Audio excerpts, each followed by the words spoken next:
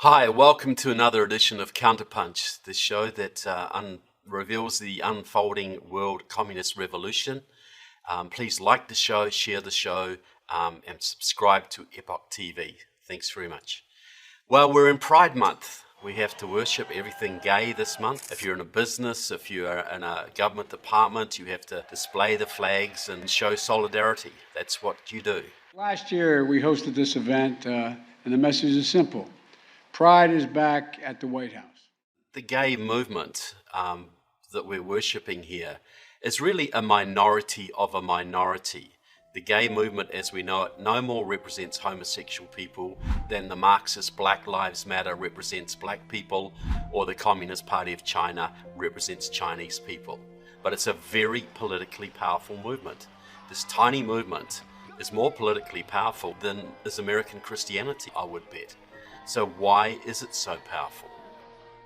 Well, it's powerful because the gay movement is organized on Marxist-Leninist principles.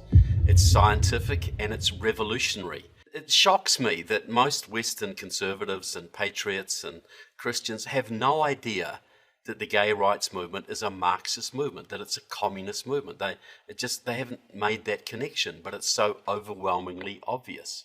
For centuries, homosexuality was stigmatized and often actively persecuted around the world. Some cultures were more tolerant than others, but generally homosexuals had a hard time.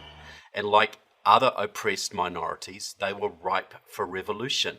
But it's only really in the last 70 years, since the mid-20th century, that homosexuals have been organized as a political force. Now, the founder of political homosexuality, what we now know as the gay rights movement, was a Southern California activist named Harry Hay. Born in England in 1912, I believe, he came to maturity in the 1930s in Southern California and was very much involved in the theatre and with labor activism. He was recruited into the Communist Party by his then lover, Will Geer. And if that name sounds slightly familiar, just remember Grandpa Walton in the Walton TV series. That's Will Geer. In 1950, Harry Hay founded the Mattachine Society. It was named after the masks that were worn in medieval plays, apparently. And it was a state-registered network of gay support groups that eventually spread all over North America. In 1948, Hay had also founded the Bachelors Anonymous, and that was to rally homosexual support for the communist-backed presidential campaign of Henry Wallace. Now, the Mattachine Society grew all over the country, and eventually Harry Hay was kicked out of it because of his communism. It was too much of a liability. Around the same time, Harry Hay left the Communist Party, not because he was no longer a communist, but because it was too dangerous for both movements to be associated with each other. Now, these networks, started by the Mattachine Society, laid the foundation for the modern gay rights movement, and this exploded after the famous Stonewall riot in New York in 1969. In 1979, Harry Hay founded another group. It was the gay spiritual group, the Radical Fairies. In the 1980s, Harry Hay was part of the Rainbow Coalition. This was a communist coalition behind Jesse Jackson when he ran for president in 1984 and 1988, mainly run by Maoists from the League of Revolutionary Struggle, Line of March, Communist Workers' Party, etc. But Harry Hay founded the Lavender Caucus of the Rainbow Coalition. Around the same time, Harry Hay was very active in NAMBLA. That is the North American Man-Boy Love Association, the very first public pedophile advocacy group in North America.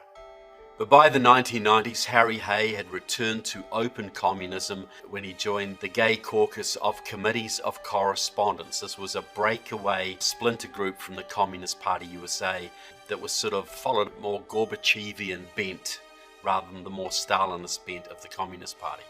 In the 1970s, there was an explosion of gay activism around the world. It just went crazy. All the Western countries developed a significant gay rights movement. Groups like ACT UP and the Gay Liberation Front became very active and very prominent.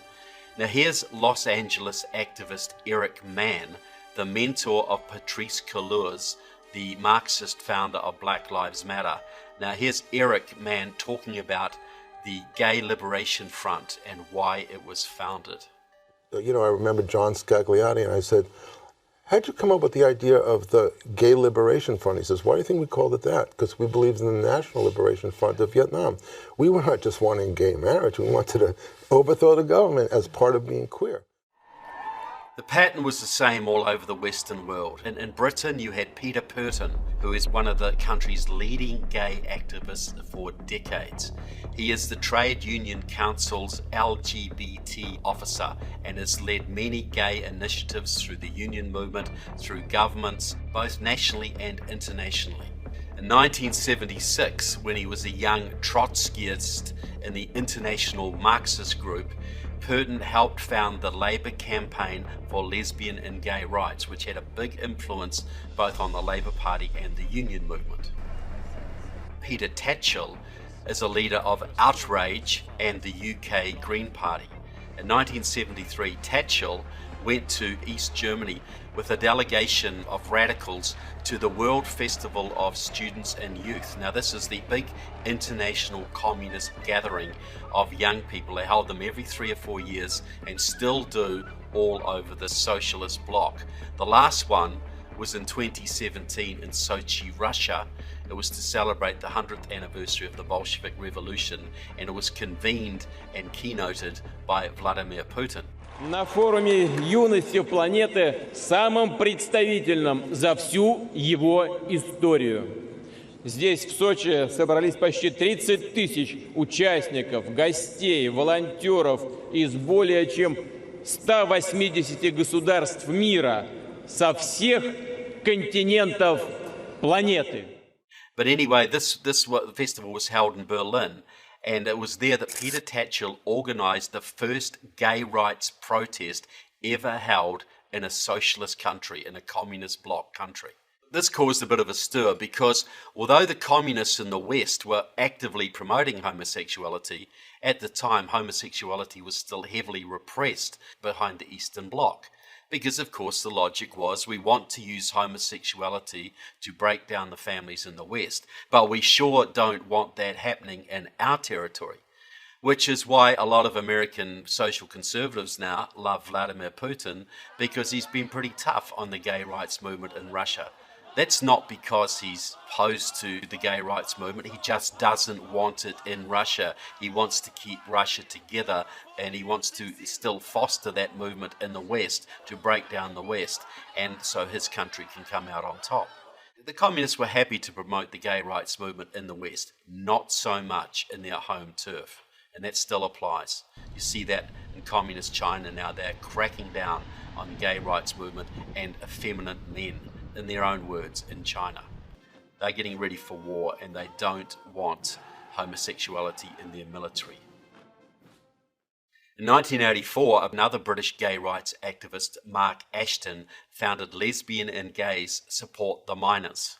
Now, at the time, Britain was reeling under a very long Soviet-backed miners' strike. It went on for months and months and months. It was a real test for Margaret Thatcher's Conservative government. The Communist Party was backing it. The goal was to bring down the Conservative government, and there was Soviet money coming into the Miners' Fund.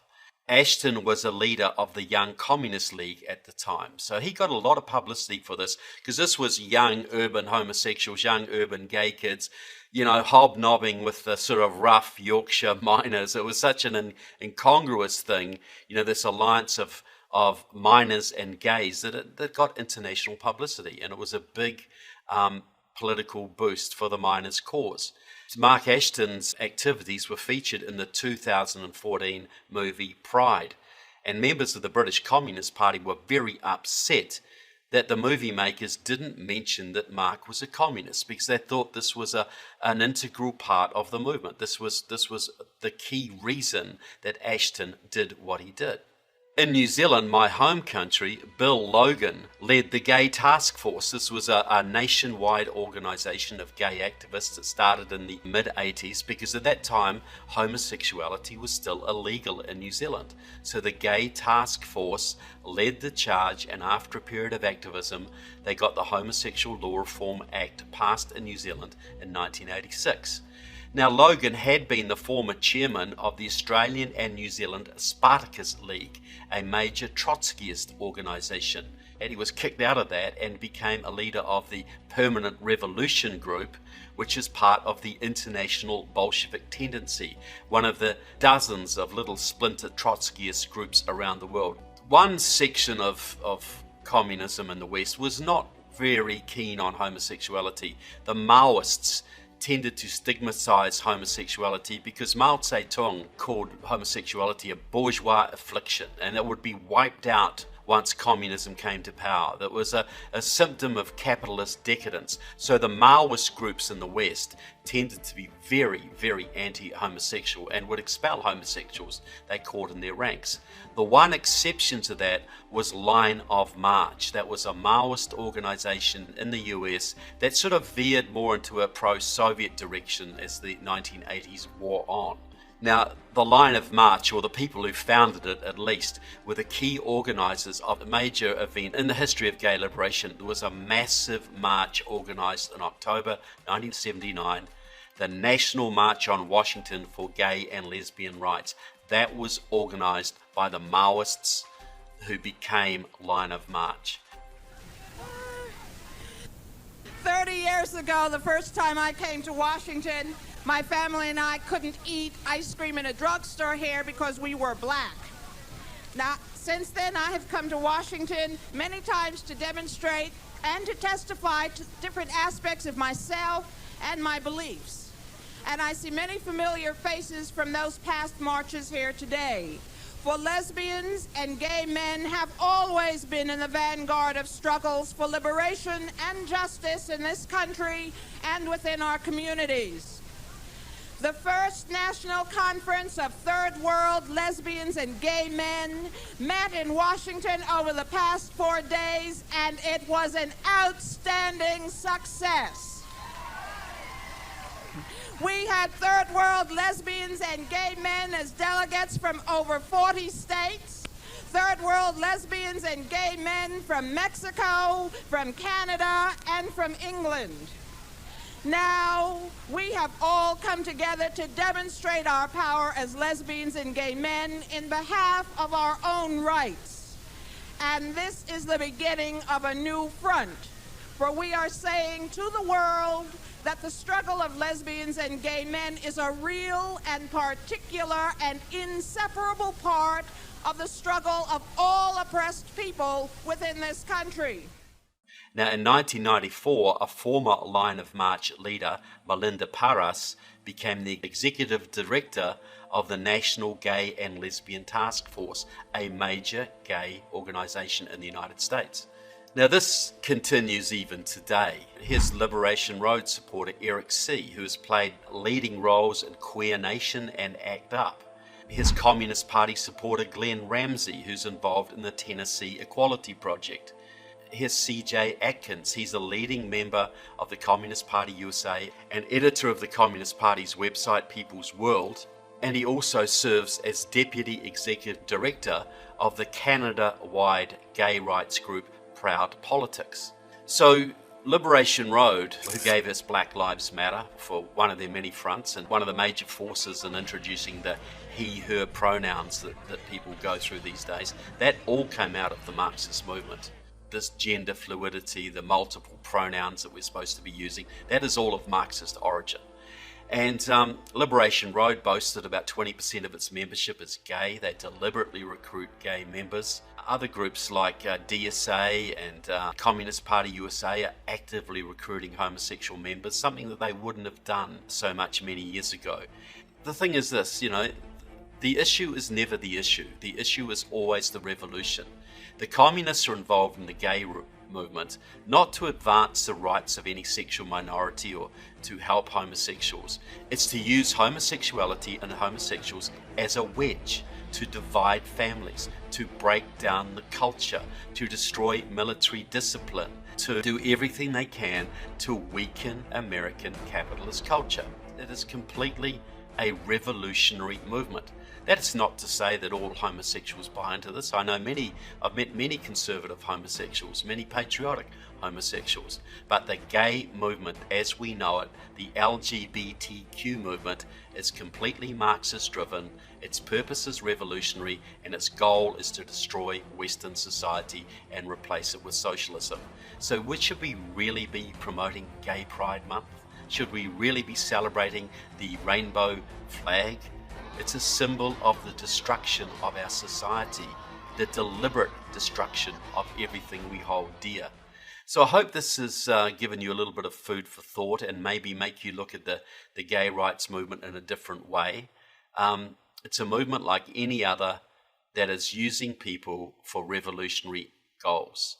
And we should expose it for what it is, because those goals are completely destructive.